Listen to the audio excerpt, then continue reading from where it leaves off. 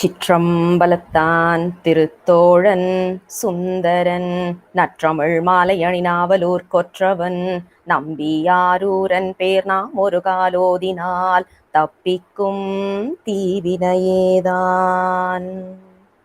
சிவசிவ திருச்சிற்றம்பலம்.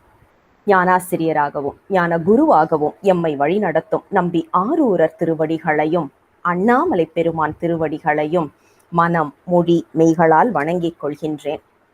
காஞ்சி பீடாதிபதி ஐயா அவர்களுக்கு அநேக வணக்கங்களை உரித்தாக்கிக் கொண்டு இந்த நிகழ்வினை ஏற்பாடு செய்துள்ள ஸ்ரீ சங்கரா கலை மற்றும் அறிவியல் கல்லூரியின் தமிழ்துறை சான்றோர்கள் அனைவருக்கும் முதற்கண் நன்றி கலந்த வணக்கங்களையும் தெரிவித்துக் கொண்டு இன்றைய பொழிவுக்குள் நேரடியாக செல்ல ஆரம்பிக்கலாம்.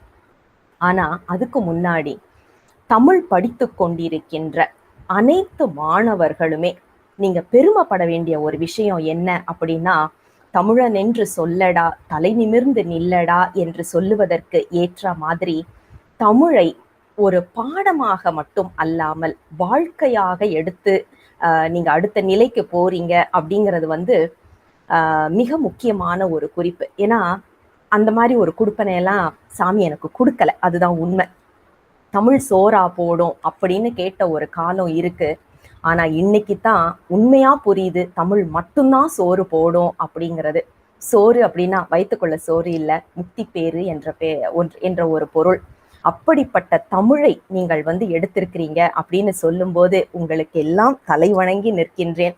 உங்க காலரை நீங்களே தூக்கி விட்டுக்கலாம். ஏன்னா அப்படி ஒரு அற்புதமான மொழி இப்போ உங்க கையில இருக்கு.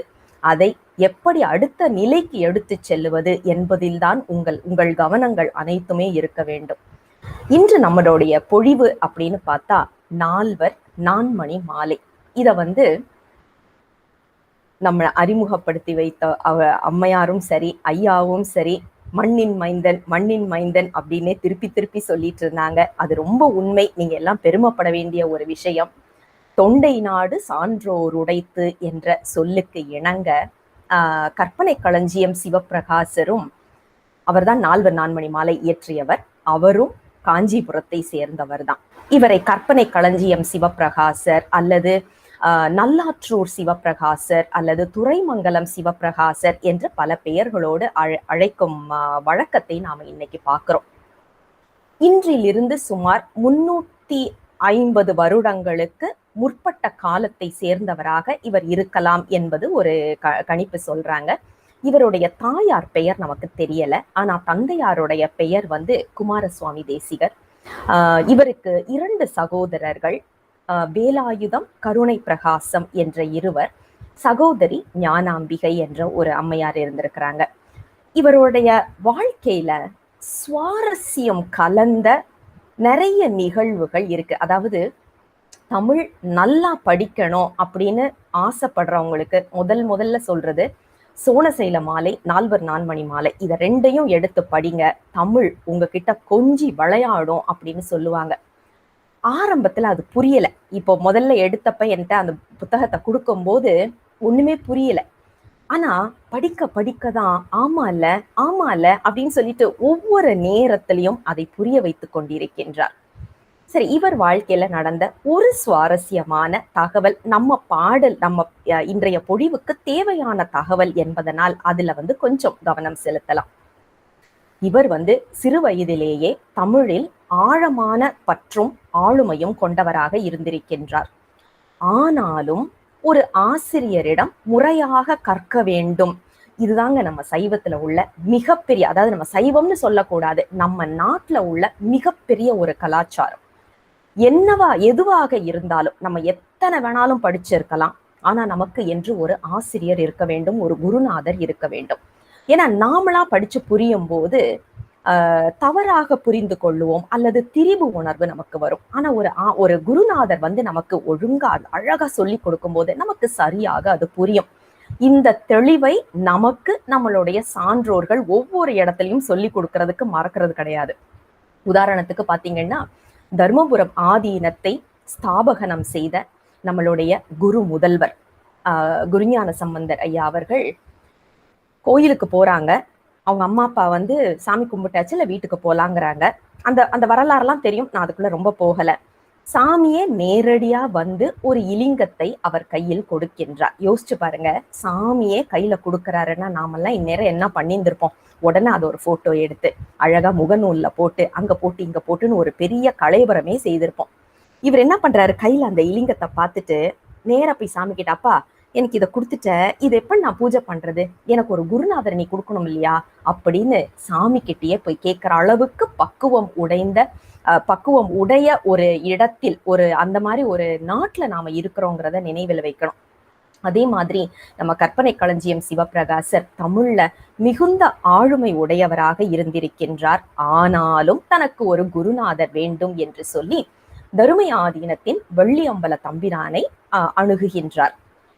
வெள்ளியம்பல தம்பிரானை பத்தி ஒரு குறிப்பு சொல்லணும்னா, நம்ம குரு முதல்வர் வந்து பண்டார சாத்திர நூல்ல ஒரு நூல் வந்து முத்தி நிச்சயம் என்ற ஒரு நூல், அதுக்கு உரை எழுதியவர் நம் வெள்ளியம்பல தம்பிரான் அவர்கள். அதை எடுத்து படிச்சோம்னா பாடலே சுலபமா புரியுது போல இருக்குது, அந்த உரை சுத்தமா புரியாது. அவ்வளவு ஒரு ஆழமான தமிழ். கடினம்னு சொல்லக்கூடாது, ஏன்னா தமிழ் வந்து இனிமையான மொழி, அதை கடினம்னு சொல்லிடக்கூடாது. அதை புரிந்து கொள்ளும் அறிவை என்னிடம் பெருமான் கொடுக்கவில்லை என்று அந்த குற்றத்தை என் மீதுதான் நான் எடுத்துக்கொள்ள வேண்டும்.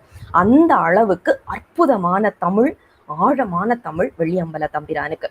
அவர்கிட்ட போய் கற்பனை களஞ்சியம் சிவபிரகாசர் கேட்கிறாரு, சாமி எனக்கு இலக்கணம் சொல்லி கொடுக்கணும்னு. இப்ப நம்ம ஊர்ல எல்லாம் பாத்தீங்கன்னா, இப்ப ஸ்கூல்ல சேர்றதா இருந்தாலும் அல்லது கல்லூரி இந்த மாதிரி சேரும் போது என்ன பண்ணுவாங்கன்னா, நுழைவு தேர்வு, என்ட்ரன்ஸ் எக்ஸாம், நுழைவு தேர்வுன்னு ஒண்ணு வைப்பாங்க. அப்ப அதுல வந்து நாம பரீட்சை எழுதணும். அதுக்கப்புறம் தான் நம்மளுக்கு நுழைவு தேர்வு நடக்க பெற்று நாம வந்து வேலையில இல்லைன்னா பள்ளியில சேருவோம். அதே மாதிரி இங்கேயும் ஒரு நுழைவு தேர்வு வைக்கின்றார் நமக்கு கற்பனை களஞ்சியம் சிவபிரகாசருக்கு. என்னன்னா, ஒரு வெண்பா எழுதணும். கூ என்ற எழுத்தில் ஆரம்பித்து கூ என்ற எழுத்தில் முடிய வேண்டும். ஊருடையான் என்று நடுவுல வரணும். இதுதான் வந்து அவங்க சொல்ற அந்த அந்த கட்டு. இவர் என்ன பண்ணாரு, இப்படிங்கிறதுக்குள்ள அழகா ஒரு வெண்பா எழுதி கொடுத்துட்டாரு. என்ன வெண்பான்னா, குடக்கோடு வான் எயிறு கொண்டார்க்கு கேழல் முடக்கோடு முன்னம் அணிவார்க்கு வடக்கோடு தேருடையான் தெவ்வுக்கு தில்லை தோல் மேற்கொள்ளல் ஊருடையான் என்னும் உலகு என்ற ஒரு அழகான வெண்பாய் எழுதிட்டார். எழுதின உடனே கூல ஆரம்பிக்குது, கூல முடியுது, ஊருடையான் என்று வந்துருச்சு. நம்ம எல்லாம் நினைச்சா அப்படிதான் நம்ம பார்த்திருப்போம். ஆனா வெள்ளி அம்பல தம்பிரானுக்கும் சரி, நம்ம கற்பனை களஞ்சியம் சிவபிரகாசருக்கும் சரி, தமிழில் ஆழமான புலமை இருந்ததுனால இதை இன்னும் அழகாக அவர்கள் வந்து அதை எடுத்துக்கிட்டாங்க. இதுக்கு கொஞ்சம் பொருள் பார்த்தோம்னா பிரமிப்பா இருக்கும். அதாவது, குடக்கோடு வான் எயிறு கொண்டார்க்கு என்று ஒரு குறிப்பு வருது. அது என்ன குடக்கு அப்படின்னு பார்த்தா, குடக்கு என்றால் மேற்கு என்று பொருள். குணக்கு அப்படின்னா கிழக்கு. அப்போ கிழக்கில் தோன்றி மேற்கு நோக்கி ஓடும் சூரியன், அந்த பொருள் தான் குடக்கோடு வான் எயிறு கொண்டார்க்கு. எயிறுனா பல், அந்த பல்லை உடைத்தது. எங்கன்னா தக்கன் வேள்வியில வந்து நமக்கு வந்து அந்த வரலாற்று புராணம் இருக்கு, குறிப்பு இருக்கு. என்னன்னா, சூரியனோட பல் உடைந்ததாக நமக்கு திருமுறைகள்ல அது கூட சான்று இருக்கு. இதுல ஒரு நயம் நாம நினைச்சு பாக்குறது என்னன்னா, ஒருவேளை இந்த காரணத்தினாலதான் பொங்கல் வந்து சூரியனுக்காக படைக்கப்படுற ஒரு விழா இல்லையா, சூரியனுக்காக நன்றி சொல்லும் விதமாக எடுக்கப்படுவது. பல்லில்லாதவருக்கு நம்ம என்ன கொடுக்க முடியும் இல்லையா, அதனால என்ன பண்றாங்க, குழக்குழான்னு நல்ல பொங்கல் வச்சு குழக்குழான்னு கிழங்க நல்ல வேக வச்சு கொடுக்குறாங்களோ அப்படின்னு ஒரு நயம் இங்க வந்து நினைவுக்கு கொண்டு வராரு சாமி. அதான் குடக்கோடு வான் எயிறு கொண்டார்க்கு. அடுத்தது பாருங்க, கேழல் முடக்கோடு முன்னம் அணிவார்க்கு. நம்ம நம்பி ஆரூரர் 7ஆம் திருமுறை எழுதியிருக்கிறார் இல்லையா, அதுல நீங்க பாத்தீங்கன்னா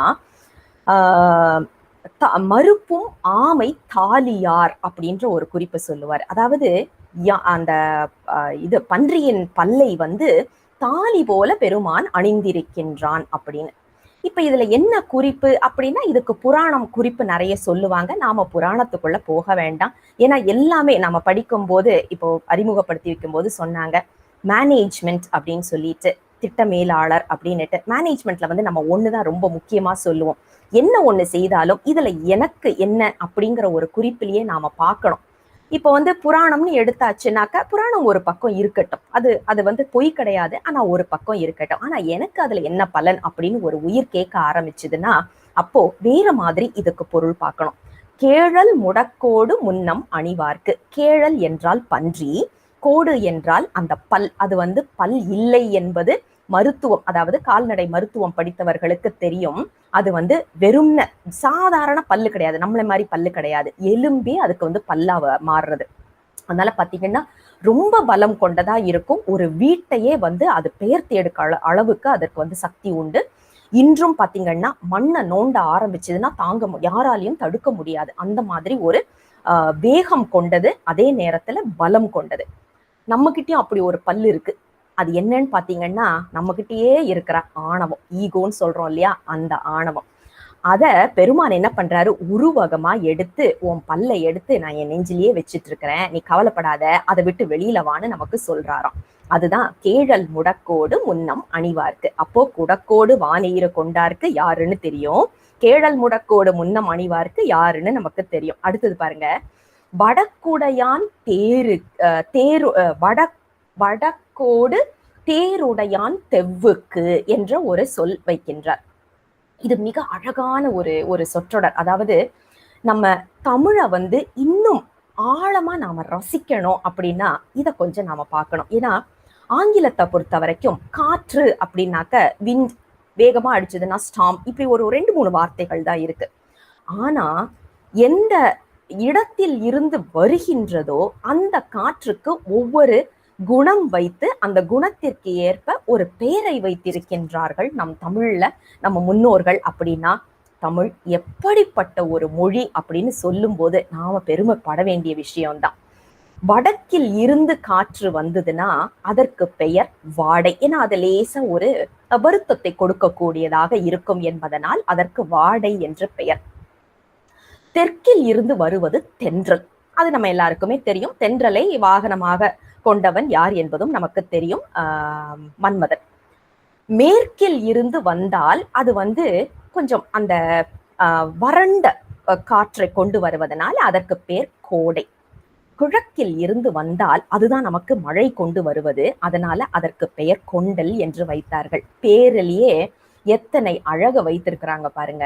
அதுல இங்க பாருங்க, கிழக்குல இருந்து தோன்றி வருகின்ற, மன்னிக்கணும், வடக்கில் இருந்து அதாவது தெற்கில் இருந்து வடக்கு நோக்கி வருகின்ற தென்றல் அப்படிங்கிறதுனால தென்றலை வாகனமாக உடையவன் யார் என்றால் நமக்கு தெரியும், மன்மதன். மன்மதனுடைய பகைவன் அதுவும் யாருன்னு நமக்கு தெரியும், மன்மதனை எரிச்சவர். அந்த தெவ்வு என்ற வார்த்தை ரொம்ப அழகான ஒரு சொல். ஏன்னா நமக்கு தமிழ் இலக்கணத்தை பொறுத்த வரைக்கும் வகரக்கிழவி நான்மொழி ஈற்றே அப்படின்னு ஒரு சூத்திரம் இருக்கு. 4 எழுத்துக்கள், 4 சொற்கள் தான் இருக்கு.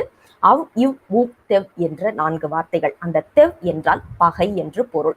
ஆக இங்க பகை யாருன்றதும் நமக்கு தெரியும். சோ இப்ப அந்த 4 வரி நம்மளுக்கு சொல்லிட்டாங்க. இந்த 4 வரி யாரை குறிக்கின்றது என்பது நமக்கு தெரியும். மேற்கொண்டு ஒண்ணு சொல்றாரு பாருங்க, தோல் மேற்கொள்ளல் ஊர் உடையான் என்னும் உலகு என்று சொல்ல வைக்கிறாரு.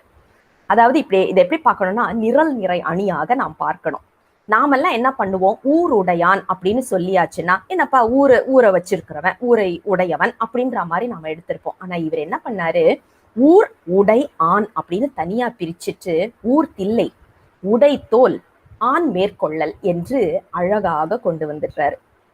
இந்த ஒரு பாட்டு பரீட்சைக்கு வச்ச பாட்டே இத்தனை ஆழமாக இருக்குது அப்படின்னா இவர் சரியாக படித்து ஒரு நூல் இயற்றினால் எப்படி இருக்கும் என்பதை நாம யோசிச்சு பார்க்கணும். அதனாலதான் சோனசைல மாலை, 4வர் 4 மணி மாலை, இதோட சேர்த்து நீரோட்டக யமக அந்தாதி, தமிழ் படிக்கணும்னு ஆசைப்படுற அனைவரும் படிக்க வேண்டிய இந்த 3 நூல்கள் என்று சொல்லுவாங்க. இதுல இன்னும் ஒரு சிறப்பு என்னன்னா, நம்ம சைவத்தை பொறுத்த வரைக்கும் வழிபாட்டு முறை அப்படின்னு சொல்லியாச்சுனாலே குரு இலிங்க சங்கமம் என்பது மிகவும் முக்கியத்துவம் வாய்ந்தது. இந்த 3ஐயும் மீறி நாம எதுவுமே செய்ய முடியாது. குரு மட்டும் போதுமானா கிடையாது, இலிங்கம் மட்டும் போதுமானா கிடையாது, சங்கமம் மட்டும் போதுமானா கிடையாது, 3மே இருக்க வேண்டும்.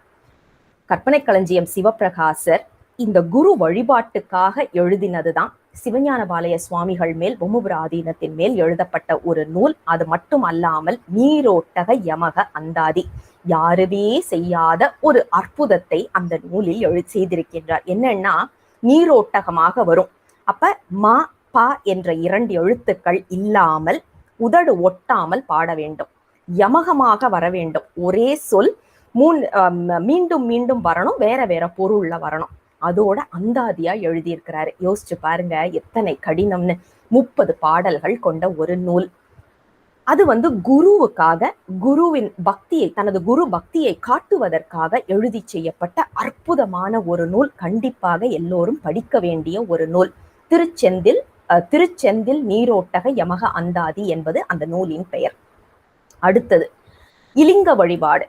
அண்ணாமலையார் மேல் சோணசைல மாலை என்ற 100 பாடல்கள். அதுல என்ன சிறப்புன்னா 2 வரி மலையை வருணிப்பார், 2 வரி தன்னுடைய ஆதங்கத்தை சொல்லுவார். ஆனா கற்பனை களஞ்சியம் என்று நம்ம அவருக்கு ஒரு பட்டப்பேர் சொல்றோம் இல்லையா, அந்த கற்பனைய அங்க நிஜமாவே பார்க்கலாம். அந்த மலைய நாம பார்க்கிற விதத்தையே மாத்தி விட்டுடுறாரு. அந்த பாடல்களை படிச்சதுக்கு அப்புறம் ஓஹோ இப்படியும் இருக்கோ இப்படியும் இருக்கோ அப்படின்னு சொல்லி, சாதாரண விஷயங்கள், மேகம் வர்றது, ஆனா மேகம் கொடை பிடிக்கிற மாதிரி இருக்கு அப்படின்னு சொல்றது, மழை பெய்யுறது, மழை இந்திரன் போய் கடல்ல இருந்து தண்ணியை எடுத்துட்டு மேகம் அப்படிங்கிற கலசத்தின் மூலமாக அபிஷேகம் செய்கின்றான் அப்படிங்கிற குறிப்பு.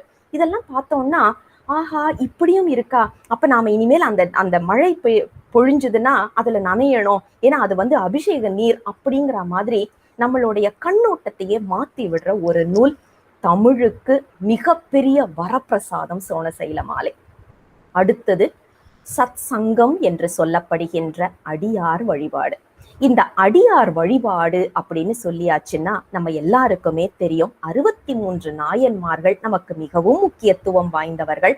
அதோடு சேர்ந்து நம்ம கூட இருக்கிற சிவனடியார் கூட்டத்தோடு, திருக்கூட்டத்தோடு, ஏன்னா அது வெறும் கூட்டம் கிடையாது, திருக்கூட்டத்தோடு எப்போதுமே இருக்க வேண்டிய ஒரு கட்டாயத்தை நமக்கு எப்போதுமே ஏற்படுத்தி கொண்டே இருப்பார்கள். அப்படிப்பட்ட ஒரு நூல்தான் நால்வர் நான்மணி மாலை. அம்மையார் அறிமுகப்படுத்தும் போது சொன்னாங்க, இதை குட்டி பெரிய புராணம் என்று சொல்லும் வழக்கமும் இருக்கின்றது. உண்மைதான், இது நிஜமாவே குட்டி பெரிய புராணம் தான். அதாவது கச்சியப்ப முனிவர் கந்த புராணம் எழுதுறாரு. இதுக்கு அதை அடியொற்றி குமரகுருபரர் கந்தர் கலிவன்பா எழுதுறாரு. அவர் எழுதினது குட்டி கந்த புராணம்னு சொல்றோம் இல்லையா, அதே மாதிரி சேக்கிழார் பெருமான் பெரிய புராணம் எழுதுறாரு. நம்ம கற்பனை களஞ்சியம் சிவபிரகாசர் அதை அடியொற்றி அப்படியே நால்வர் நான்மணி மாலை கொடுக்கின்றார். அது நமக்கு குட்டி பெரிய புராணம் என்று. ஏன் அதற்கு குட்டி பெரிய புராணம்னு ஒண்ணு வந்துச்சு அப்படின்னா, நால்வரை மட்டும் அதுல பாடல, மற்ற அடியார்களை பத்தின குறிப்பும் நாம இந்த நூல்ல பார்க்க முடியுது. இன்னொரு மிகப்பெரிய சிறப்பு என்னன்னா, நால்வருக்கு என்று தனியாக முதல்ல எழுதப்பட்ட நூல் இந்த நூல். யோசிச்சு பாருங்க, நால்வருக்கு என்று தனியாக ஒரு நூல் இதற்கு முன் இல்லை. அதுக்கப்புறம் நிறைய பேர் எழுதியிருக்கிறாங்க, ஆனா இதுக்கு முன்னாடி யாருமே எழுதல. பெரிய புராணம் இருக்கே அப்படின்னு கேட்கலாம், அது தனியாக இல்லை. மேலும் மாணிக்க வாசகர் அதில் இல்லை. அப்ப மூவர் தான் அதுல இருக்கிறாங்க. அப்ப நால்வருக்கு என்று எழுதப்பட்ட முதல் நூல் நமக்கு நால்வர் நான்மணி மாலை. கற்பனை களஞ்சியம் சிவபிரகாசருடைய பாடல்கள்ல பார்த்தோம்னா அதிகமான கற்பனை இருக்கும். அதனால்தான் அவருக்கு கற்பனை களஞ்சியம் என்று பெயர். இமேஜினேஷன் என்று சொல்லப்படுகின்ற கற்பனை. அதே மாதிரி தமிழ் வளமா இருக்கும். அவருடைய அந்த ஆழமும் அந்த அழகும் சிறப்பும் ஒவ்வொரு இடத்துலயும் நம்மளை ரசிக்க வைக்கும், ருசிக்க வைக்கும். அப்படியே புலகாங்கிதம் அடைஞ்சு தமிழ் எத்தனை ஒரு மொழி அப்படிங்கிறத நம்மளை புரிய வைக்கின்ற ஒரு சில இடங்கள்லாம் நமக்கு அவருடைய பாடல்கள்ல பார்க்க முடியும். உவமை அதிகமா இருக்கும். அதாவது அனாலஜிஸ் அண்ட் மெட்டஃபார்ஸ்ன்னு சொல்லுவாங்க இல்லையா, அந்த மாதிரி உவமைகள், உருவகங்கள் அதிகமாக இருக்கும். அதோட தத்துவத்திற்கு குறையே இருக்காது. சாதாரண ஒரு விஷயத்தை பார்ப்பாரு, தனது கற்பனையை கலந்து அதுல அப்படியே தத்துவத்தை கொண்டு வந்துடுவாரு. அவர் வீர சைவ மரபை சேர்ந்தவர் என்றாலும் சைவ சித்தாந்தத்தில் இருந்து அவர் மாறுபடவே இல்லை. அதுக்கு நமக்கு இந்த 3 நூல்கள், அதாவது நம்ம நால்வர் நான்மணி மாலை, சோணசைல மாலை, அதே நேரத்துல யமக அந்தாதி, நீரோட்டக யமக அந்தாதி, இது 3மே சைவ சித்தாந்தத்திலிருந்து ஒரு துளி கூட மாறுபடாமல் இருப்பதை நாம பார்க்கிறோம். அதோட சொல்லவே வேண்டாம், நயம் ஏகத்துக்கு இருக்கும், கொட்டி கிடக்கும். அப்படிப்பட்ட ஒரு நூல் தான் இன்று நமது சிந்தனைக்கு பெருமான் கொடுத்து அருள் செய்திருக்கின்றார். இப்ப ஆசிரியரை பத்தி பார்த்துட்டோம். நூல் அமைப்பு எப்படி இருக்கு அப்படிங்கிறத பார்ப்போம். நூல் அமைப்புன்னா நம்ம எல்லாருக்குமே தெரிஞ்சது என்னன்னா, அம்மையார் சொல்லும்போது சொன்னாங்க, இது சிற்றிலக்கிய வகையில் ஒன்று, பிரபந்தம் என்று சொல்லப்படுகின்ற சிற்றிலக்கிய வகையில் ஒன்று. இதை விதி இலக்கியம் என்று சொல்லும் வழக்கமும் இருக்கு. ஏன்னா பக்தி நெறியை காட்டுகின்ற சிற்றிலக்கிய வகையை விதி இலக்கியம் என்றும் சொல்லுகின்ற ஒரு வழக்கத்தை நாம் பார்க்கின்றோம். இந்த விதி இலக்கியத்தை 2 நிலைப்பாடுகளில் இருந்து எழுத முடியும். ஒண்ணு உலகியல்ல இருந்து எழுதுவது, இன்னொன்னு இறை நிலையில் இருந்து எழுதுவது. உலகியல் வட்டத்தில் இருந்து எழுதுறது நம்ம எல்லாருக்குமே தெரியும். இப்ப நிறைய திரைப்பட பாடல்கள், அப்புறம் தனிப்பாடல்கள்லாம் வந்திருக்கு இல்லையா, அதெல்லாம் பாடி அவங்க சீடியா வெளியிட்டு இருக்கிறாங்க. அது எல்லாம் உலகியல் வட்டத்துல இருந்து பாடுவது. ஏன் அப்படின்னா, ஒரு 10-12 வருடங்கள் அல்லது ஒரு 20 வருடங்கள் அது நிலைச்சு இருக்கும். அதுக்கப்புறம் வர தலைமுறைகள் அதை கேட்கறது கூட கிடையாது. அந்த மாதிரி ஒரு அந்த மாதிரி ஒரு பாடல்களை விரும்பி கேட்கறது அவ்வளவா இருக்காது. இப்ப பாத்தீங்கன்னா, நம்ம அம்மா அப்பா காலத்துல கேட்டதை நாம கேட்க மாட்டோம், நாம கேட்கறத நம்ம பிள்ளைங்க கேட்கறது கிடையாது. இதெல்லாம் உலகியல் வட்டத்துல இருந்து எழுதப்பட்ட பாடப்பட்ட பாடல்கள். ஆனா இறை வட்டத்தில் இருந்து பாடுவது அப்படி கிடையாது. காழிப்பிள்ளையார், காரைக்கால் அம்மையார், நம்ம திருமூலதேவ நாயனார், இவங்கெல்லாம் பாத்தீங்கன்னா 1000-2000 வருடங்களுக்கு அந்த காலகட்டத்தில் உள்ளவர்கள். அவர்கள் பாடிய பனுவல்கள் இன்றளவும் நாம இன்னைக்கும் பாடுறோம். காலையில எழுந்த உடனே பாடுறோம், இரவு தூங்குவதற்கும் ஒரு பதிகத்தை வைச்சிருக்கிறோம், பாடுறோம். அப்படின்னா என்ன பொருள் அப்படின்னா, நிலைத்து இருக்கக்கூடியது. நிலை பெற்று இருக்கணும்னா என்ன இருக்கணும்? இறைவட்டத்தில் இருந்து அந்த பாடல்கள் வந்திருக்க வேண்டும். இப்ப இவ்வளவு ஒரு முன்னோட்டம் கொடுத்திருக்கிறோமே. நம்மளோட நால்வர் நான்மணி மாலை எப்படிப்பட்ட பாடல்கள் அப்படின்னா, அது கண்டிப்பாக இறைவட்டத்தில் இருந்து பாடப்பட்டது என்பதை நீங்களே புரிந்து கொள்ளுவீர்கள் ஒவ்வொரு பாடலாக பார்க்கும் போது. ஏன்னா அத்தனை அழகாக இதெல்லாம் ஒரு மனிதனாக, மனித நிலையில் இருந்து, அதாவது பசுஞானம் என்று சொல்லுவோம் இல்லையா, நம்மளுடைய நிலைப்பாட்டில இருந்து எழுத முடியுமான்னா கண்டிப்பாக எழுத முடியாது. பெருமானுடைய கருணை, அவருடைய அருள், அவருடைய திருக்கண்ணோக்கம் இருந்தால் மட்டுமே எழுத முடியும் அப்படிங்கிறத அந்த பாடல்களை படிக்கும் போது நாம புரிந்து கொள்ளுவோம். சரி, இப்ப இந்த நூல் அமைப்பு அதைதான் நாம இப்ப பார்க்க போறோம். நம்ம எல்லாருக்குமே பூ மாலைகள் கட்டுவது தெரியும். அதாவது மாலை என்று சொல்லியாச்சுனாலே அது பெண்கள் அணிவது. ஏன்னா தார் அப்படிங்கிறது தான் ஆண்கள் அணிவது. அது பாத்தீங்கன்னா 2 பக்கம் அப்படியே தொங்கிட்டு இருக்கும், கட்ட மாட்டாங்க. ஆனா மாலை என்றால் கட்டுவது, அப்படியே ஒரு வட்டமாக இருக்கக்கூடியதுதான் மாலை என்று பொருள். இன்னைக்கு நாம சாதாரணமா போய் ஒரு மாலை கொடுங்க அப்படின்னாக்க வெறும் மல்லி மட்டும் வச்சு கட்டின ஒரு மாலை கொடுப்பாங்க. இல்லைன்னா மல்லியும் கனகாம்பரமும் சேர்த்து கட்டியிருப்பாங்க 2 மலர்கள் வச்சு. அல்லது சிலப்ப இன்னும் கொஞ்சம் அழகா தெரியணும்னு மல்லி, கனகாம்பரம், அப்புறம் ஒரு இலை, பச்சிலை ஏதாவது ஒண்ணு, மருது, அந்த மாதிரி ஏதாவது ஒரு இலை வச்சு கட்டியிருப்பாங்க. அல்லது 4 மலர்கள் வச்சு கட்டுறதையும் நாம பாக்குறோம். அதாவது எப்படின்னா, ஒரு மல்லி, ஒரு கனகாம்பரம், ஒரு அலரி, அப்புறம் ஒரு மருது, இப்படி வச்சு கட்டுறதையும் நாம பாக்குறோம். இது பூமாலை. இதே இதுல பாருங்க, மணி மாலை. மணி மாலைனா என்ன பொருள் அப்படின்னா, முத்து மட்டும் தனியா வச்சு கட்டுறது ஒண்ணு, ஒரு முத்து ஒரு பவளம் என்று வச்சு கட்டுவது ஒரு வகை, முத்து பவளம் மரகதம் என்று வைத்து கட்டுவது ஒரு வகை. அது அல்லாமல் முத்து, பவளம், அப்புறம் மரகதம், மாணிக்கம், இப்படி ஒரு 4 வச்சு கட்டுறது ஒரு வகை. இந்த கணக்குப்படிதான் நமக்கு நால்வர் நான்மணி மாலை அமைந்திருக்கின்றது. அதாவது இந்த நான்மணி மாலை என்று சொன்னா அதுக்கு ஒரு இலக்கண விளக்க பாட்டு ஒண்ணு இருக்கு. அந்த விளக்கம், ஏன்னா நமக்கு தமிழ்ல மனப்பாடம் பண்றதுக்கு சுலபமா இருக்கணும்னு எல்லாமே ஒரு பாடலாவே கொடுத்திருப்பாங்க பாருங்க. அப்படி ஒரு பாடல் இருக்கு. அதாவது வெண்பா, கலித்துறை, விருத்தம், அகவல், பின் பேசும் அந்தாதியினால் பதுபெரின் நான்மணி மாலை என நவில்வர் அப்படின்ற ஒரு சொல் இருக்கு.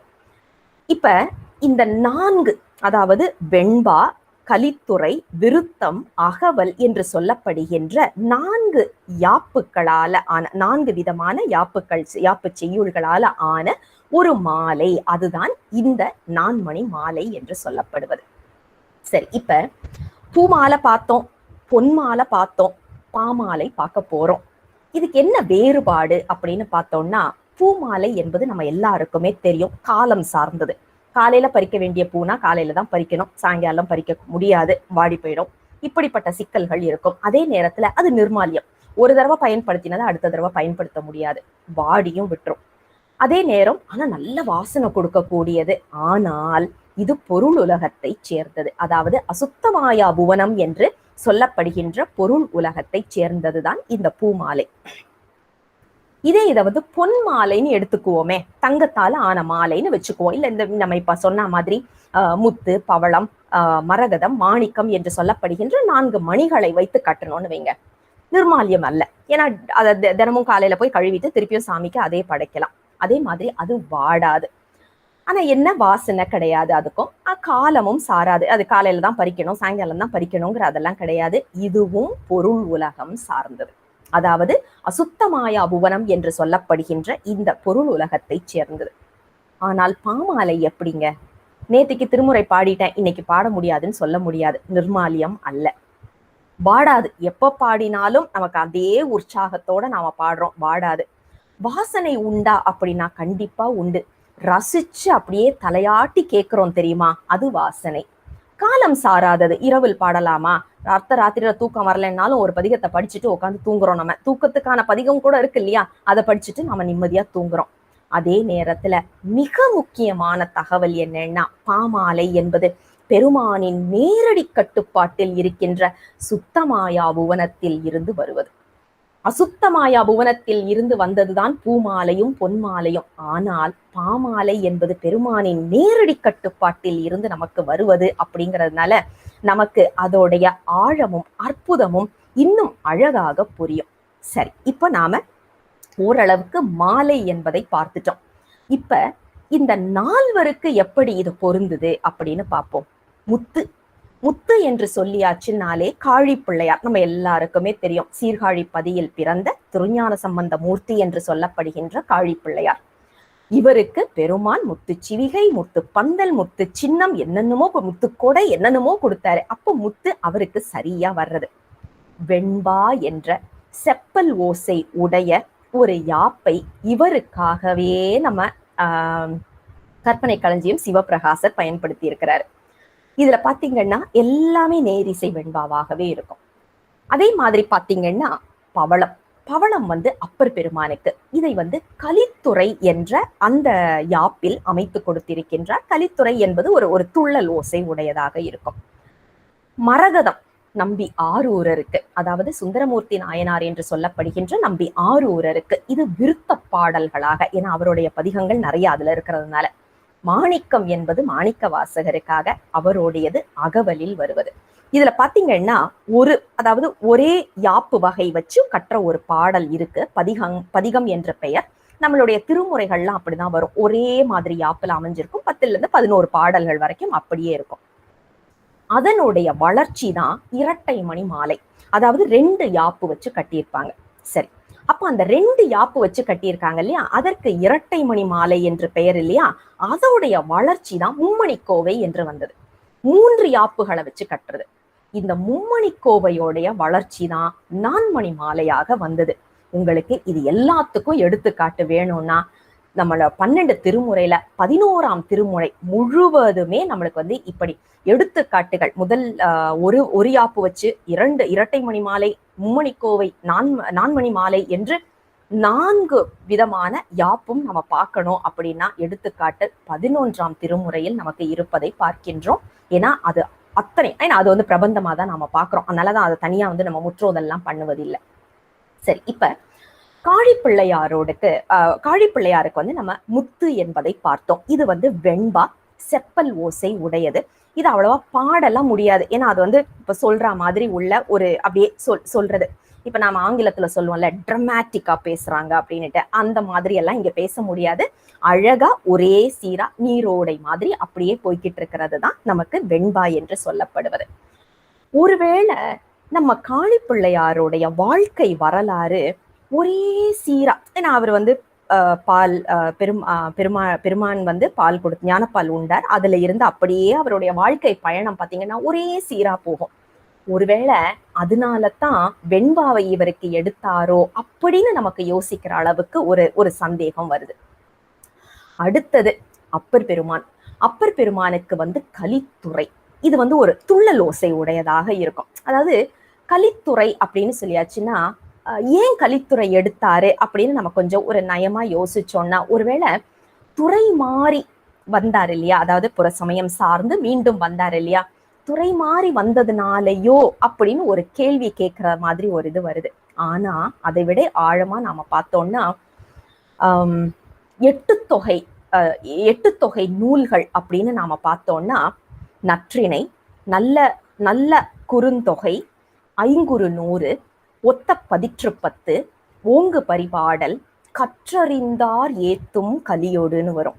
கற்றறிந்தார் ஏற்றும் கலியோடு அகம் புறம் என்று இத்திரத்த 8 தொகை அப்படின்னு அந்த செய்யுள் வரும். இதுல பாத்தீங்கன்னா கற்றறிந்தார் ஏத்தும் கலி என்று. அப்போ கலி பாடல் என்று சொல்லப்படுவது ஏன்னா எழுத்தெண்ணி பாட வேண்டும். முதல் அசை முதல் சீர் எடுத்து பார்ப்பாங்க. அது நேர் அசையா இருந்தா 16 எழுத்துக்கள், நிறை அசையா இருந்ததுன்னா 17 எழுத்துக்கள் புள்ளி நீங்களாக நாம பார்க்கணும். எழுத்தெண்ணி பாடுவதனாலதான் கட்டளை கலித்துறை என்று பெயர்.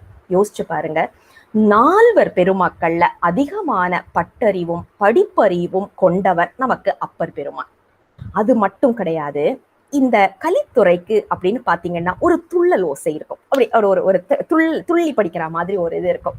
இது ஏன் அப்பர் பெருமானுக்கு வந்தது அப்படின்னு நம்ம கொஞ்சம் யோசிச்சு பார்த்தோம்னா, 4 பெருமக்கள்ல ரொம்பவும் சிரமப்பட்டவர் அப்பர் பெருமான் தான்.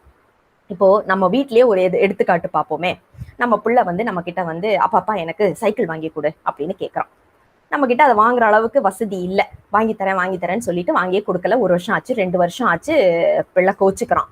கொஞ்சம் கொஞ்சமா சேர்த்து வச்சு ஒரு நாள் ஒரு மிதி வண்டி வாங்கிடுறோம். வாங்கி கொண்டு போய் அவன் கிட்ட கொடுத்தா அவனை கையில பிடிக்க முடியும்? எப்படி ஒரு துள்ளல் இருக்கும். அதை அப்படியே இங்க கற்பனை பண்ணி பாருங்க. அப்பர் பெருமான் சாமி கிட்ட போய் நிக்கிறாரு. சாமி எனக்கு திருவடி தீக்க கொடுங்களேன் அப்படின்னு சொல்லிட்டு. சாமி இங்க வா அங்கவான்னு சொல்லி அலக்கழிச்சிட்டு கடைசியில ஒரு நாள் திருவடி தீக்க கொடுக்குறாரு. அவ்வளவுதான். ஐயா, அந்த ஒரு குஷி வரும் தெரியும். ஐயா எனக்கு திருவடி தீக்க கிடைச்சிருச்சு. அந்த துள்ளல். சாமி எனக்கு சிவ சின்னங்களை பொறிச்சு கொடு சாமி அப்படின்னு இவர் போய் கேட்கிறாரு. சாமி அங்கவா இங்கவான்னு சொல்லிட்டு திருப்பியும் அந்த தந்தியம் பெருமானையும் சூலத்தையும் பொறிக்கின்றார். அப்ப உடனே ஒரு துள்ளல். ஐயா எனக்கு சிவ சின்னம் கிடை. அந்த துள்ளல் அந்த மகிழ்ச்சி அப்பர் பெருமான்ல அதிகமா பார்க்கலாம். ஆழிப்பிள்ளையார்ல அதை பார்க்க முடியாது, நம்பி ஆரூர்ல பார்க்க முடியாது. ஏன்னா அவர் தோழமை அப்படிங்கறதுனால அந்த ஒரு துணி தான் அங்க இருக்கும். ஆனா இங்கதான் ஒரு துள்ளல். என் எஜமான் எனக்கு செய்தார் அப்படின்னு சொல்லிட்டு அந்த ஒரு நன்றி கடனோட நாம அதை பார்க்க முடியும். ஒருவேளை அதனாலதான் நமக்கு கலித்துறையை இவருக்கு எடுத்தாரா அப்படிங்கிறதும் தெரியாது. அது பெருமானுக்கே வெளிச்சம். ஆனா ஓரளவுக்கு நம்மளுடைய புரிதலுக்காக. அடுத்தது பாத்தீங்கன்னா நம்பி ஆரூரர். மரகதம் என்ற அந்த மாணிக்க கல்லுக்கு உரித்தானது விருத்தம் என்ற அகவல் ஓசையை உடைய யாப்பை தான் இவருக்கு எடுத்திருக்கின்றார். இவர் இதுல பாத்தீங்கன்னா அதாவது 6 முதல் 32 சீர்கள் கொண்ட பாடல்கள், பனுவல்கள் எழுதுவது கழி நெடிலடின்னு சொல்லுவாங்க. நம்பி ஆரூரர்ல 53 பதிகங்கள், அதாவது அவர் மொத்தமே 100 தான் நமக்கு கிடைச்சிருக்கு அவர் பாடினதுல. அதுல 53 பதிகங்கள் கழி நெடிலடி. ஒருவேளை அதனாலதான் விருத்த பாடலை நமக்கு கற்பனை களஞ்சியம் சிவபிரகாசர் தேர்ந்தெடுத்தாராங்கிறது தெரியாது. பெருமானுக்கே வெளிச்சம். அடுத்தது மாணிக்க வாசகர். அகவல் அவருக்கு மட்டும்தான். ஏன்னா இவருடைய 8ஆம் திருமுறையில தான் பாத்தீங்கன்னா அகவல் பாடல்கள் நம்ம நிறைய அகவல் யாப்புலையும் நாம பார்க்க முடியுது. ஒருவேளை அதனாலதான் அகவல் எடுத்தாரா அப்படிங்கிற ஒரு குறிப்பும் இருக்கு. அதுவும் இல்லாமல் வேறு ஒரு சில குறிப்புகளும் சொல்றாங்க. ஏன்னா மாணிக்க வாசகரும் வீர சைவ மரபை சேர்ந்தவர் அப்படிங்கிறதுனால ஒரு தனி பற்று அப்படிங்கிறதையும் சொல்றாங்க. எதுவாக இருந்தாலும் அதிகமான புகழ்ச்சி உடையது மாணிக்க வாசகருடைய பாடல்களுக்கு என்பதை நாம படிக்கும் போது புரிந்து கொள்ள முடியும். ஆக மொத்தம் 40 பாடல்கள் கொண்ட ஒரு நூல் தான் இந்த 4 நான்மணி மாலை என்று சொல்லப்படுகின்ற நூல்.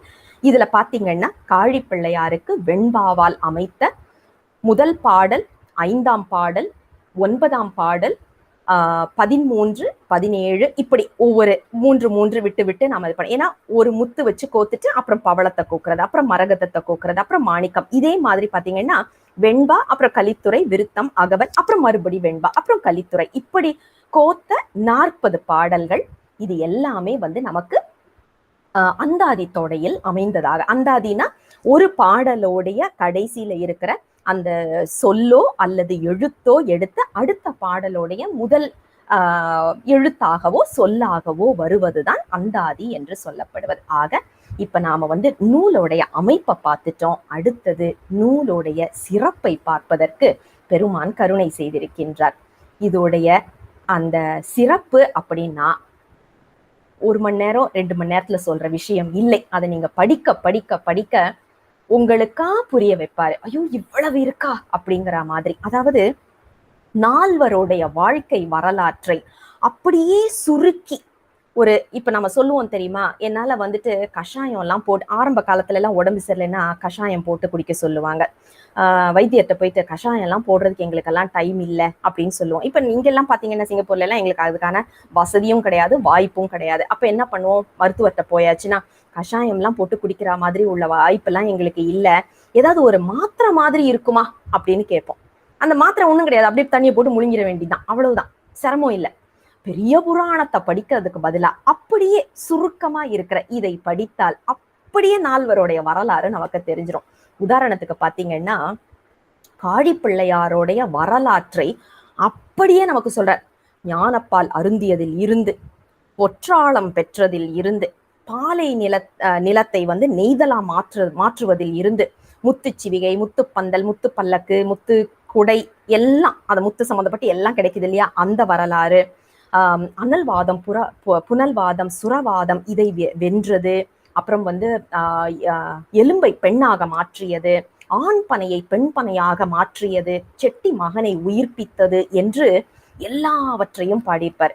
இதுல ஒரு ஒரு ஒரு அதிகப்படியான ஒரு தகவல், இந்த நூலுக்கு சம்பந்தம் இல்லைன்னாலும் இதை வந்து கற்பனை களஞ்சியம் சிவபிரகாசரோடைய கற்பனைக்கு ஒரு எடுத்துக்காட்டா சோனசைல மாலையில ஒரு பாட்டு பாடியிருப்பாரு நம்ம காழிப்பிள்ளையாருக்காக. என்ன சொல்லியிருப்பாருன்னா, சாமி கிட்ட போய் கேட்பாரு, சாமி அவருடைய நிலையெல்லாம் வேற, அவருக்கு நீ ஞானப்பால் கொடுத்த நியாயம், நான் அதெல்லாம் கேட்கல சாமி, ஏன்னா எனக்கு அதுக்கான தகுதி இல்லை, ஆனா அந்த கிண்ணத்தை கழுவுன தண்ணி இருக்குல்ல அதையாவது எனக்கு கொடு அப்படின்னு கேட்பாரு. யோசிச்சு பாருங்க, நம்ம ஏன் நம்மளுக்கு அந்த மாதிரி கூட சாமி தோண வைக்க மாட்டேங்கிறாருன்னு தெரிஞ்சாதான் இப்படி ஒரு நிலையில இருக்கிறோங்கிறதே நமக்கு தெரியும். எனக்கு பால் இல்ல, அதை கழுவுன அந்த தண்ணியை கொடு அப்படின்னு கேட்பாரு. அப்போ நால்வர் மேல எத்தனை அன்பும் பக்தியும் காதலும் ஒரு அதாவது குருநாதர் என்ற அந்த நிலைப்பாட்டில் வைத்து ஒவ்வொருத்தரையும் வந்து எந்த அளவுக்கு அவருடைய மனசுல அதிகமா வச்சிருந்தாருன்றதுக்கு இந்த பாடல்கள் எல்லாமே நமக்கு சான்றாக வருகின்றது.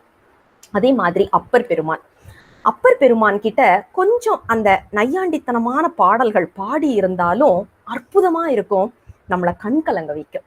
அதாவது அவர்கிட்ட போய் கேட்கிறாரு, சாமி அந்த அருக கடல் கடந்து வந்தீங்கல்ல அது கஷ்டமா இருந்ததா, இல்லைன்னா சாதாரண கடல்ல தூக்கி போட்டாங்கல்ல இது கஷ்டமா இருந்ததா சாமி அப்படின்னு கேட்கிறாரு போய் நால்வர் நான்மணி மாலையில.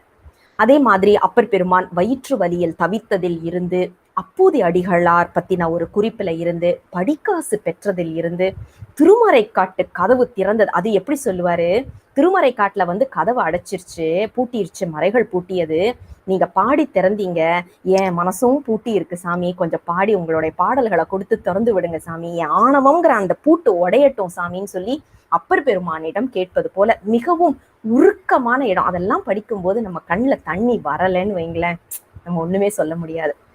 தமிழோடைய அழகு, இதை தமிழா நாம பார்த்தோன்னு வைங்களேன் அவ்வளவு அற்புதமா இருக்கும். அதே மாதிரி அப்பூதி அடிகளாருடைய மூத்த திருநாவுக்கரசு என்ற அவருடைய மகனை வந்து உயிர்ப்பித்தது, அப்புறம் கல் மிதந்தது, இது எல்லாத்தையுமே வந்து நமக்கு இந்த 40 பாடல்கள், அதாவது அப்பர் பெருமானுக்கு உரித்தான 10 பாடல்கள்ல பதிவு செய்திருப்பதை பார்க்கின்றோம். அதே மாதிரி நம்பி ஆரூரருக்கு 2 மனைவிகளிடம் பெருமான் தூது சென்றதை பதிவு பண்ணியிருக்கிறாரு. குண்டையூர்ல நெல் பெற்றதை பதிவு செய்திருக்கிறாரு. ஆலக்கோயில்ல போய் பிச்சை எடுத்து சாமிக்கு நம்ம நம்பி ஆரூரருக்கு சாப்பாடு போட்டார்ல சாமி, அதை பதிவு பண்ணியிருக்கிறாரு. தோழமையாக என்னை தந்தோம்னு சொன்னாருல்ல அதை பதிவு பண்ணியிருக்கிறாரு.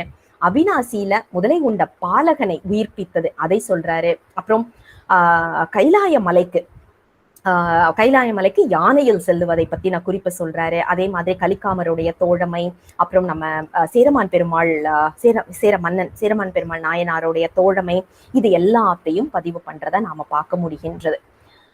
அடுத்ததாக மாணிக்க வாசகர். மாணிக்க வாசகருக்கு நாம ஏற்கனவே சொன்னது போல அகவல் அற்புதமான குறிப்புகள் இருக்கு. நாம அதை சுருக்கப்படுத்தி சொல்ல முடியாத காரணத்தினால ஒரு சில தகவல்கள் சொல்றோம். ஆனா அதை படிக்க படிக்கதான் உணர முடியும் என்பது கண்டிப்பாக உண்மை. அந்த பாடல்களை எடுத்து நீங்க, அதாவது 4வது பாடல், 8வது பாடல், 12வது பாடல், 16வது பாடல், 20வது பாடல், இப்படி எடுத்து படிச்சீங்கன்னா அது எல்லாமே மாணிக்க வாசகருக்குரியது. அற்புதம். அதாவது திருவாசகத்திற்கு உருகாதார் ஒரு வாசகத்திற்கும் உருகார் அப்படின்னு சொல்லுவாங்க இல்லையா, அந்த குறிப்பை அப்படியே பதிவு பண்ணியிருக்கிறார். அதே மாதிரி திருவாசகத்துக்கு பொருளே பெருமான் தான் அப்படின்னு நம்ம எல்லாருமே சொல்லுவோம் இல்லையா, அதையும் பதிவு பண்ணியிருக்கிறாரு. அது மட்டும் இல்லாம ரொம்ப அழகான நயமான ஒரு பாடல் அப்படின்னு பார்த்தோம்னா இது கண்டிப்பா படிக்க வேண்டிய ஒரு பாடல். 12வது பாடல் என்று என் நினைவு சரியாக இருந்தால் 12வது பாடல்னு நினைக்கிறேன். அதுல என்ன சொல்லுவாருன்னா, சாமி 63 நாயன்மார்கள் என்னென்னமோ பண்ணாங்க. ஒருத்தர் கண்ணை எடுத்தாரு, கண்ணை பிடுங்கி சாமிக்கு வச்சாரு. ஒருத்தர் தன் பிள்ளையை அறுத்தாரு. ஒருத்தர் தன் மனைவியை கொடுத்தாரு. ஒருத்தர் என்னென்னமோ செய்தாங்க சாமி. எல்லாம் வரிசையா சொல்லுவாரு. சொல்லிட்டு இவங்கெல்லாம் இதை செய்தாங்க. ஆனா உன் பாடலை கேட்கறதுக்காக சிவபெருமான் என்ன பண்ணாரு தெரியுமா? குதிரை சேவகனாக வர்றாரு, மண் சுமக்கிறாரு, பிரம்படி வாங்குறாரு. ஏன் அப்படின்னா உன் பாடலுக்காக. அப்ப யோசிச்சு பாருங்க, சாமிக்கே பிடிச்ச பாடல்கள் உங்க பாடல்கள் தானே அப்படின்னு சொல்லி அந்த மாணிக்க வாசகருடைய பாடல்களை அப்படி ஒரு ஒரு ஒரு ஒரு தனியான ஒரு இதுல எடுத்துட்டு போறதை நாம பார்க்க முடிகின்றது. இதுவும் அவரது கருணையாகத்தான் நாம் பார்க்க வேண்டும். இப்ப பாத்தீங்கன்னா நால்வரை பத்தின வரலாற்று குறிப்புகள் அப்படியே நாம ஏற்கனவே சொன்ன மாதிரி ஒரு மாத்திரையாக நமக்கு கொடுத்திருக்கின்றார் என்று சொன்னால் அது மிகையாகாது. அப்ப அவ்வளவுதானா அப்படின்னா நாம ஏற்கனவே சொன்னோம் இல்லையா, இதை குட்டி பெரிய புராணம் என்று சொல்லுவார்கள் அப்படின்னு. அப்ப குட்டி பெரிய புராணம்னா மத்த நாயன்மார்கள் யாராவது இதுல வர்றாங்களா அப்படின்னா கிட்டத்தட்ட 20 நாயன்மார்கள், மூவர் இதுலயே இருக்கிறத. ஏன்னா அந்த 4 நான்மணி மாலையில மூவர் அதுலயே இருக்கிறாங்க. அது அல்லாமல் 20 பேர் அதுல பதிவு பண்றாரு. மங்கையர்க்கரசியார்ல இருந்து, அப்பூதி அடிகள்ல இருந்து, கணம்புல்லர்ல இருந்து, இயற்பகை நாயனார்ல இருந்து, மானக்கஞ்சாரனார், இளையான்குடி மாறனார், அமர்நீதி நாயனார், அதிபத்தர், அறிவாட்ட நாயனார், திருக்குறிப்பு தொண்டர், மற்றும் நம்ம சேரமான் பெருமாள் நாயனார், நின்றசீர் நெடுமாறன், பெருமுழலை குறும்பர், செருத்துணை நாயனார், கோட்புலி நாயனார், அப்புறம் சண்டேச நாயனார், இவங்க எல்லாரையும் பதிவு பண்ணியிருக்கிறாருன்னா பார்த்துக்கோங்க. நாயன்மார்களுடைய குறிப்பை அப்படியே நமக்கு இதுலயும் சொல்லி அருள், அதாவது அவங்க கருணை திறத்தினை நமக்கு சொல்லி அருள் செய்வதாக இருப்பதை நாம் பார்க்கின்றோம். அதாவது நமக்கு பெரிய புராணம் படிக்கிறதுக்கு எனக்கு நேரம் இல்லைங்க, ஆனா நாங்க நால்வரை பத்தி தெரிஞ்சுக்கணும், அந்த நாயன்மார்களை பத்தி தெரிஞ்சுக்கணும் அப்படின்னா உங்களுக்கு தேவையான நூல் 4 நான்மணி மாலை. அப்படி ஒரு ஒரு அழகான ஒரு குறிப்பா நமக்கு கொடுத்து அருள் செய்கின்றார். அதே மாதிரி பாத்தீங்கன்னா இவருடைய பாடல்ல நயம் கேட்கவே வேண்டாம். 28வது பாடல்ல பாத்தீங்கன்னா நமக்கு பகர்மதி தவழும் பவளவார் சடை, ஒரு நிமிஷம்,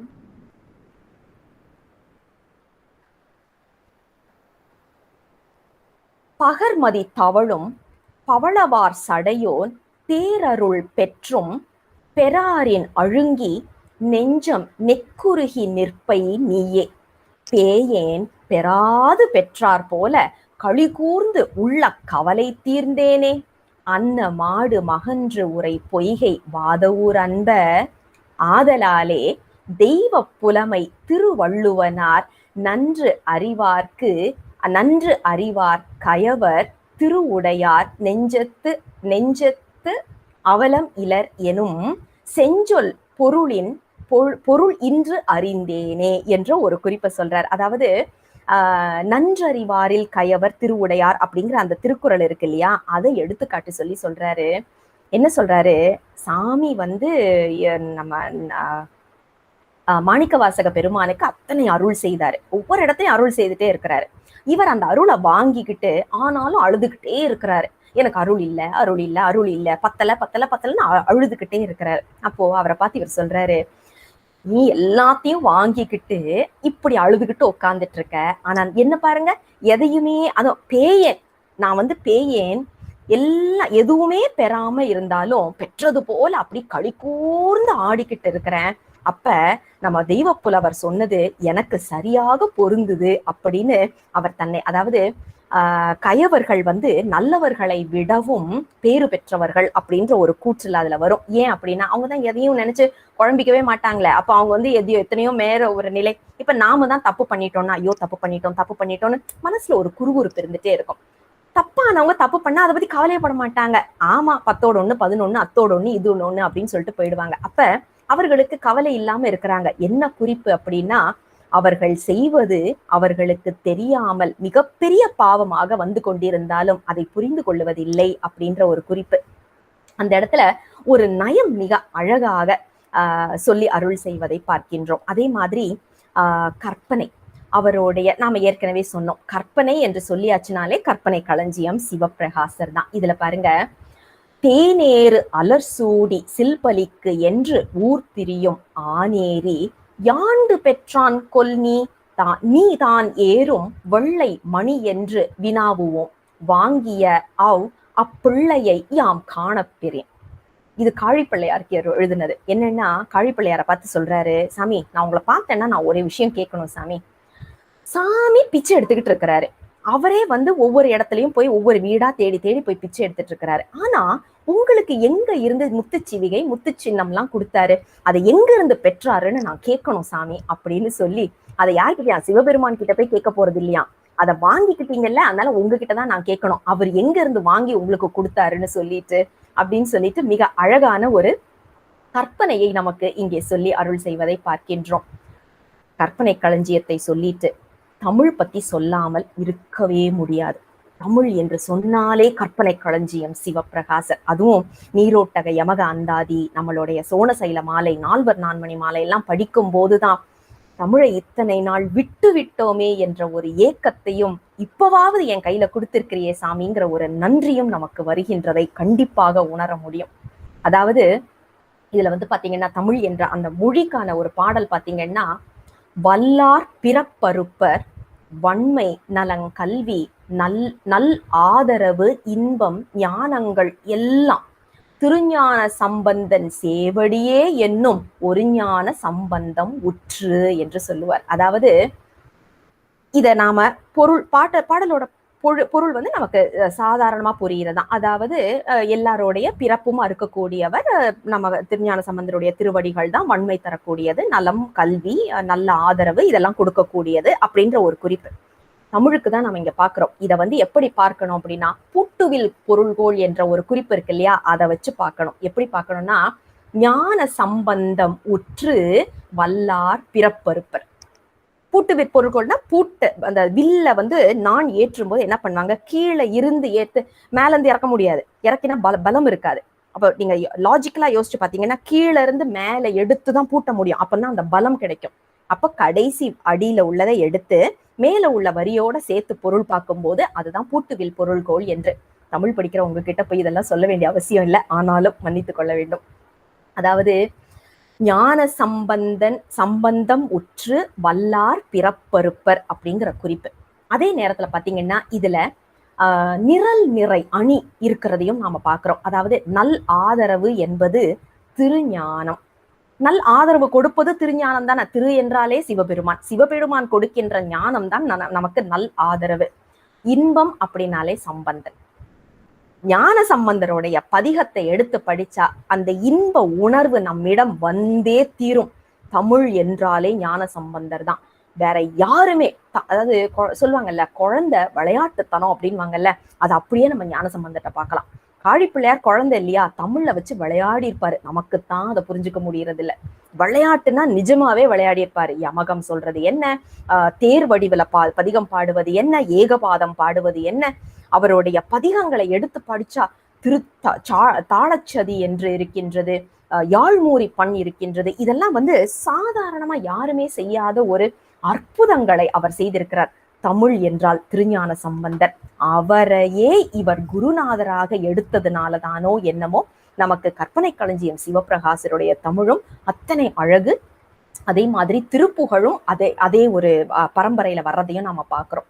சரி, இப்ப நிரல் நிறை அணி என்பதை பார்த்துட்டு இருக்கிறோம். நல் ஆதரவு என்பது திருஞானம், இன்பம் என்பது சம்பந்தன், ஞானங்கள் என்பதை சேவடிதான். பெருமானுடைய சேவடிதான் நமக்கு ஞானங்கள். ஆக இது நிரல் நிறை அணியாக வருவதையும் பார்க்கின்றோம். அது மட்டுமா அப்படின்னா கொண்டு கூட்டு பொருள்கோள் என்று இருக்கின்றது இல்லையா, அதை வைத்தும் நாம இந்த பாடலுக்கு பொருள் பார்க்கலாம். என்னன்னா, திருஞான சம்பந்தன் சேவடியே வன்மை, வன்மைனா வளப்பம். திருஞான சம்பந்தன் சேவடியே நலங்கல்வி, திருஞான சம்பந்தன் சேவடியே நல் ஆதரவு, திருஞான சம்பந்தன் சேவடியே இன்பம், திருஞான சம்பந்தன் சேவடியே ஞானம். ஆக நமக்கு ஐந்தெழுத்து மாதிரி 5 நலன்களை கொடுத்து அருள் செய்வதாகவும் நாம இதுல பார்க்க முடிகின்றது. அடுத்தது ஒரு 2 பாடல்கள் பார்த்துருவோம், ரொம்ப ரொம்ப நேரம் இல்லாம. இதுல உவமை என்று சொல்லியாச்சுன்னா 26வது பாடல் நமக்கு வந்து அது ஒரு அழகான ஒரு உவமையான ஒரு பாடல். அதாவது துடை வாழை மேல் மடவார் அல்குல் பாம்பு தொட மயங்கி நடைவாய் பிணமெனப்பட்டார் பெருகில நச்சு குலை உடை வாழை மேல் உரகம் தீண்ட மாய்ந்த ஓர் உருவன் உயிர் அடைவான் அருள் புரியும் திருநாவுக்கரசினையே என்று சொல்லுவார். அதாவது திருநாவுக்கரச பெருமான் வந்து பாம்பு தீண்டுன ஒரு குழந்தைய வந்து காப்பாத்திட்டாரு. நாங்களும் அப்படித்தான்ப்பா இருக்கிறோம். எங்களை எந்த பாம்பு தீண்டுச்சு அப்படின்னா, இனப்பெருக்கம், உணவு, தற்காத்து கொள்ளுவது என்று சொல்லப்படுகின்ற மிருகப்பிறவிகளைப் போல நாங்களும் அதுலதான் இருக்கிறோம். உணவு, நம்மை பாதுகாத்து கொள்ளுவது, உடல் உறவு என்று இதிலேயே இருக்கிறோம். எங்களையும் அந்த பாம்பு தான் தீண்டி இருக்கு. அந்த பாம்புடைய விஷத்தை இறக்கி பெருமானை அடைவதற்கு, மனிதனாக மாற்றுவதற்கு, மனித பிறவியை நாங்கள் நிஜமாகவே எடுத்ததற்கான ஒரு ஆனந்தத்தை கொடுப்பதற்கு திருநாவுக்கரசு பெருமானே உங்கள் பாடல்கள் எங்களுக்கு வேண்டும் என்று ஒரு குறிப்பை சொல்லி அருள் செய்திருப்பதை பார்க்கிறோம். அதே மாதிரி தத்துவம்னு சொல்லியாச்சுன்னா நம்ம சொன்ன மாதிரி கற்பனை களஞ்சியம் சிவபிரகாசருக்கு ஈடு இணை அவரேதான். இதுல வந்து ஒரு பாடல்ல அவர் என்ன சொல்லியிருப்பாருன்னா, 11வது பாடல் வாங்கு சிலை புரையும் என்று ஆரம்பிக்கின்ற அந்த பாடல்ல பார்த்தோம்னா, இந்த உடல் என்பது ஒரு குளம் போல அவர் உருவகம் செய்திருப்பார். இந்த உடல் என்பது குளம், அதுல ஆணவம் என்ற மூல மலம் தான் முதலை, உயிர் என்பது அந்த பாலகன், அந்த முதலை உண்ட பாலகன் இருக்குல்ல, அதுதான் உயிர், ஆதி திரோதாயி தான் கூற்றுவன், நாதாந்தம் என்பது கரை, சிவம் என்பது தந்தை. அப்ப ஏற்கனவே நாம ஒரு குளத்துல மாட்டி இருக்கிறோம். எந்த குளம்னா இந்த உடல் என்ற குளத்துல மாட்டி இருக்கிறோம். நம்மள ஒரு முதலை முழுங்கி இருக்கு. அது என்ன முதலை அப்படின்னா ஆணவம். நான் பண்ணேன் என்னது எல்லாமே நம்ம அதை சொல்லிட்டு இருக்கிறோமே, இது ஆணவம். அப்ப ஆணவத்தினால் நாம வந்து மறைக்கப்பட்டிருக்கின்றோம். முதலை நம்மளை முழுங்கி கொண்டிருக்கின்றது. இந்த பாலகனாக இருக்கக்கூடிய உயிரை பெருமான் காத்து அருள வேண்டும். எப்படி? நாதாந்தம் என்று சொல்லப்படுகின்ற கரையில் சிவம் என்ற தந்தையிடம் என்னை சேர்ப்பிக்க வேண்டும். நம்பி ஆரூரரே அதற்கு கருணை செய்யுங்கள் என்று மிக அழகான ஒரு தத்துவ பாடலை சொல்லியிருப்பார். அது மட்டும் இல்லாமல் ஒரு நயத்திற்காக ஒரு பாடல், நிந்தாஸ்துதியாக ஒண்ணு பாடியிருப்பாரு. என்னன்னா, இவர்கிட்ட போய் சொல்லுவாரு, நம்ம மாணிக்க வாசகர்கிட்ட, சாமிக்கு விருப்பம் என்ன விருப்பம்னா, தன்னை யாராவது புகழ்ந்து பாடினா ஒரு விருப்பம் போல இருக்கு. ஆனா அவர்கிட்ட நல்லதுன்னு ஒண்ணுமே இல்லையே. ஒரு கலையேனும் உணராம். அது மட்டும் இல்லாமல் அவருடைய கைகள் முறிபடும் கைகள். சரி, அவருடைய கைகள் அப்படி கோணலா இருக்கான். கண்கள் வந்து ஒரு கண்ணு காலையில தெரியுது, ஒரு கண்ணு மாலையில தெரியுது. இப்படி இருக்கின்றார். மன்னிக்கணும்.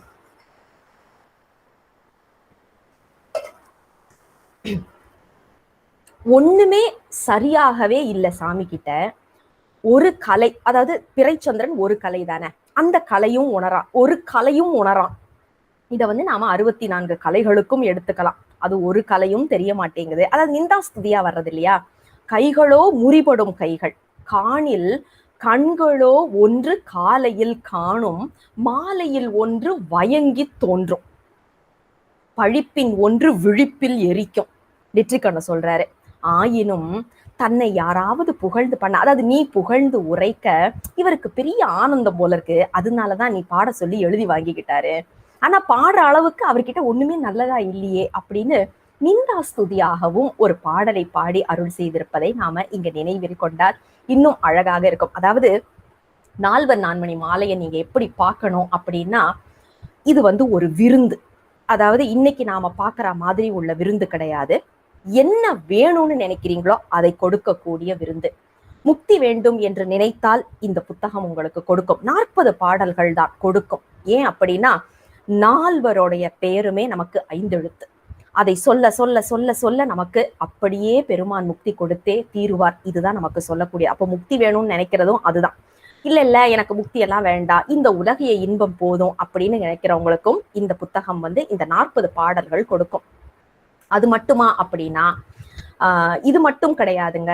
தமிழ் படிச்சு நான் தமிழ்ல ரொம்ப அப்படியே ஆழமா போகணும் அப்படின்னு நினைச்சீங்களா, உங்களுக்கும் இந்த புத்தகம் சரியான ஒரு விருந்தாக அமையும். இல்ல எனக்கு தத்துவங்கள் மட்டும் நான் புரிஞ்சுக்கணும், இன்னும் ஆழமா தத்துவங்களை தெரிந்து கொள்ள வேண்டும், சைவ சித்தாந்தம்னா என்னன்னு தெரிஞ்சுக்கணும் அப்படின்னா அதற்கும் இந்த 40 பாடல்கள் உங்களுக்கு விருந்தாக அமையும். ஆக நீங்கள் கேட்ட வடிவில் கொடுக்க வல்லது இந்த புத்தகம். இப்ப பாருங்க, ஒரு பூ கொண்டு கட்டியதுல இருந்து 4 மலர்கள் வைத்து கட்டினது போல முத்து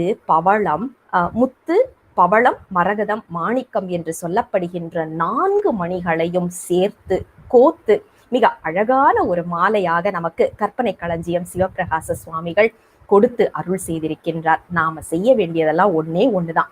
அந்த வெண்பா கலித்துறை விருத்தம் அகவல் என்ற யாப்பில் அமைக்கப்பட்ட பனுவல்களை தினமும் பாராயணம் செய்து அதை நன்றாக உள்வாங்கிக் கொண்டு உங்களுக்கு என்ன தேவையோ அந்த விண்ணப்பத்தை வைத்து இந்த பாடல்களை பாடுங்க.